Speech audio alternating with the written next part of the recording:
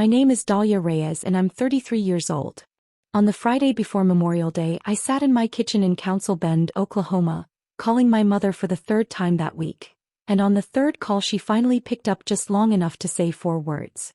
"We'll talk when we're back." Then the line went dead before I could ask back from where. For 2 weeks my family had been doing what my family does best. Smiling too wide. Going quiet in doorways when I walked in. My mother kept repeating the same sentence like a hymn. "Just give us the weekend, honey. You'll understand later." So I gave them the weekend. I sat alone in my office on a holiday Saturday, measuring a foundation crack on a house 3 streets over, and told myself I'd hear about it Monday. Instead, Sunday afternoon my sister posted a photo. A dock, a cooler, my whole family squinting into the sun at Wolf Lake, captioned, "Finally, a trip where nobody's counting the pennies." I didn't comment. I zoomed in instead because noticing what nobody else looks at twice is the only skill anyone's ever paid me for. 6 feet behind my mother's lawn chair, half hidden by a fence post, stood a realty sign with a name on it I recognized from 3 counties over. My family wasn't at that cabin to swim. But to understand why that sign should never have been anywhere near our lake, you have to go back to the year my father died, and to 4 words he wrote on a piece of paper that nobody but me ever read all the way through. "Welcome to Steady Hands Stories, where we tell you what happens when the quiet one finally puts the numbers on the table." If family, fine print, and overdue truth are your kind of story, stick around and tell me in the comments when you get to the part with the sign. I appraise houses for a living. Reyes valuation: 1 employee, me, a truck with 140,000 miles on it, and a laser measure I trust more than most people. Banks hire me when a loan needs a number attached to it. Lawyers hire me when a divorce needs one. I walk into a house I've never seen and I can tell you what it's actually worth in about 40 minutes, not what somebody hopes it's worth. People don't love hearing the real number. They hire me anyway because eventually they need it. My father built 4 small cabins on Wolf Lake in the 80s. 1 board at a time, renting them out summers to pay for braces and a used minivan. When he died 6 years ago, cancer fast, the kind that doesn't leave time for a proper goodbye, the cabins passed to my mother Renata, who everyone calls Nita.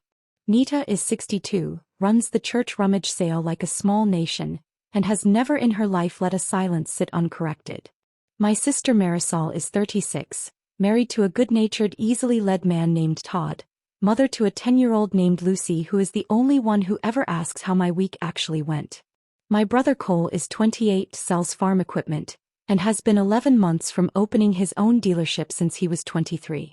Every family gathering has a moment where something needs handling, a form, a claim, a contractor to call, and the room says the same sentence in the same easy voice.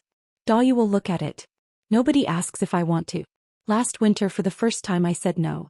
Cole wanted me to co-sign an equipment loan I could tell, in about 4 minutes with his own paperwork in front of me, he couldn't service. I offered to help him build a real plan instead. He called me a bank with a grudge. The frost from that lasted through spring. The whispering started 2 weeks before Memorial Day.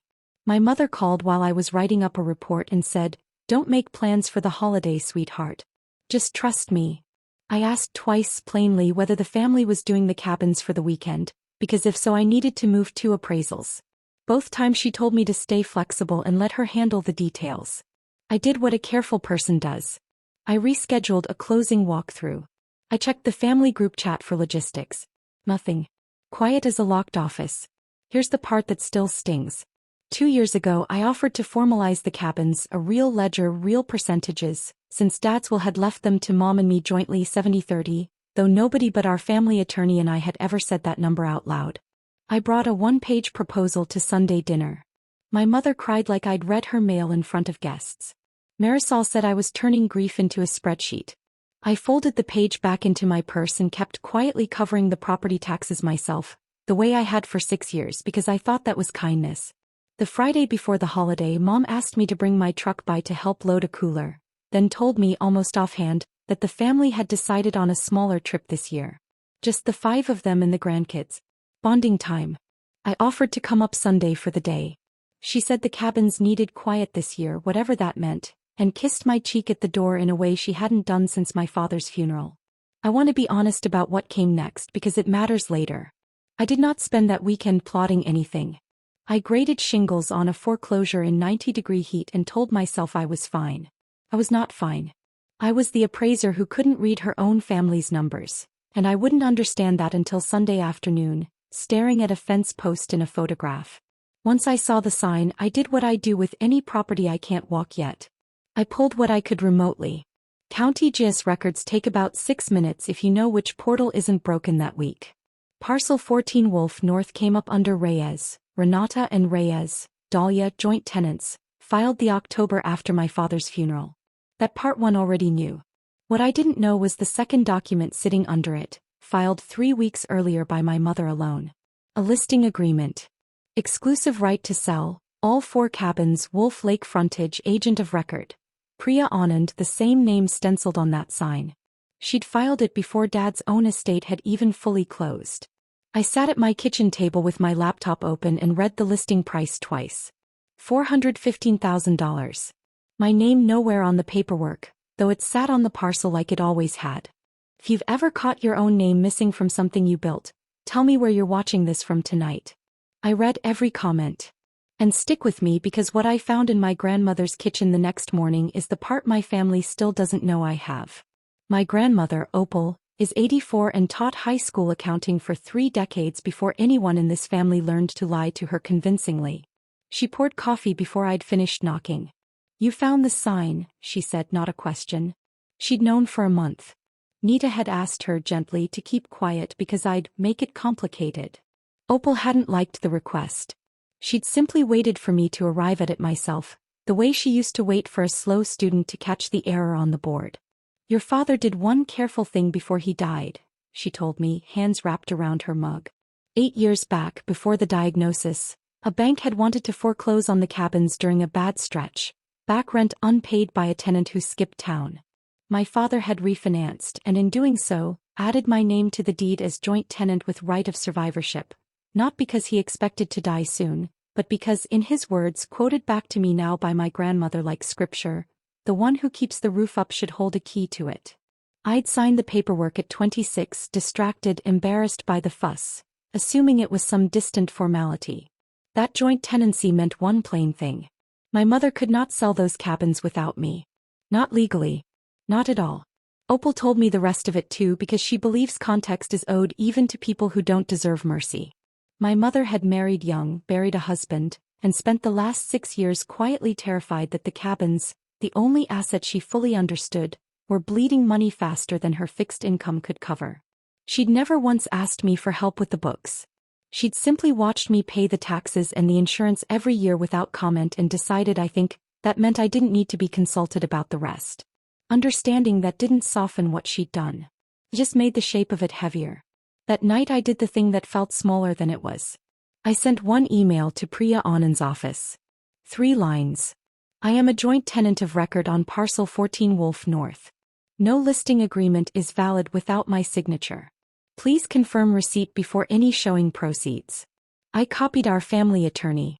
I hit send at 9:40 p.m., and the sound of it leaving felt louder than anything that had happened in my kitchen all year. Memorial Day, I drove out to check on a duplex I was appraising for a refinance, had lunch with Opal, and turned my ringer off for exactly 1 hour on purpose. At 12:15 the screen lit up and didn't stop. Then Mom again. Then Marisol. Then Cole 3 times in 6 minutes. The way a man calls when he's already lost an argument he hasn't started yet. By evening the count sat at 41 missed calls and 1 voicemail I actually listened to, my mother's voice gone thin. "Dahlia, please. We didn't think you'd find out this way. I found out because you posted it, I thought, and didn't call back." Tuesday they came home a day late, sunburned and furious in that order. Cole showed up at my office first, smelling like lake water, and told me I'd humiliated the family in front of a realtor who now thought we were unstable.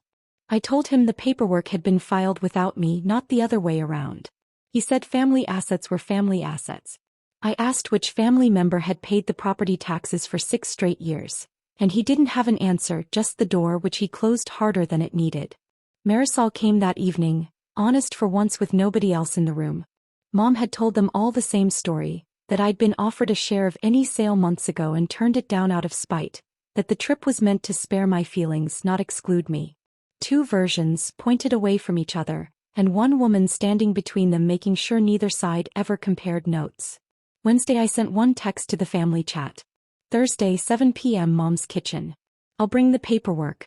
I walked in at 7 exactly. Lemon bars on the counter, my mother's specialty for damage control.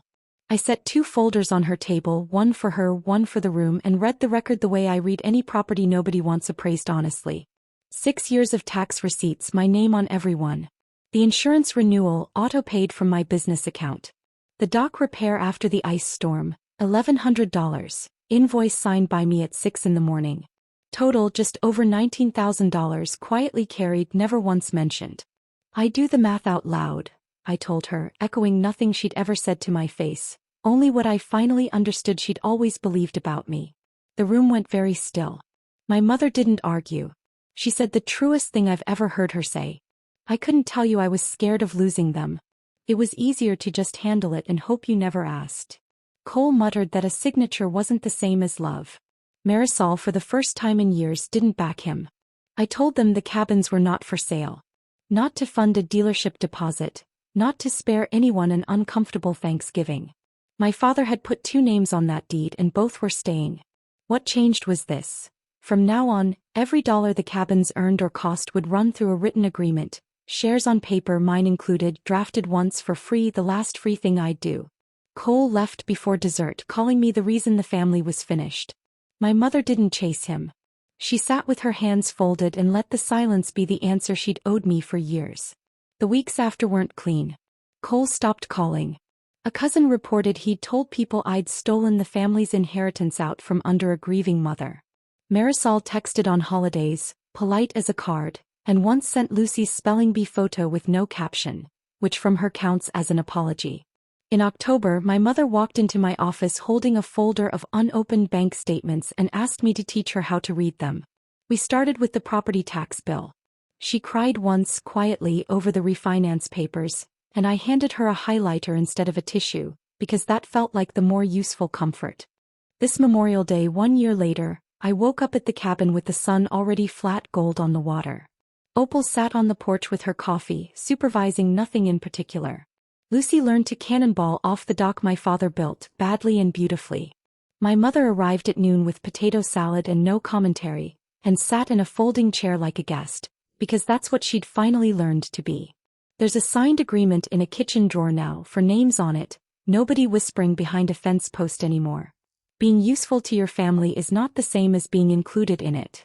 I learned that difference at a kitchen table with a folder full of receipts nobody had ever thanked me for keeping. If you've been the one holding a roof up quietly while everyone else got invited to the party under it, that's worth putting into words out loud on paper once. Tell me in the comments what you'd have done with that photograph. Subscribe if this found you at the right time, and I'll see you in the next one.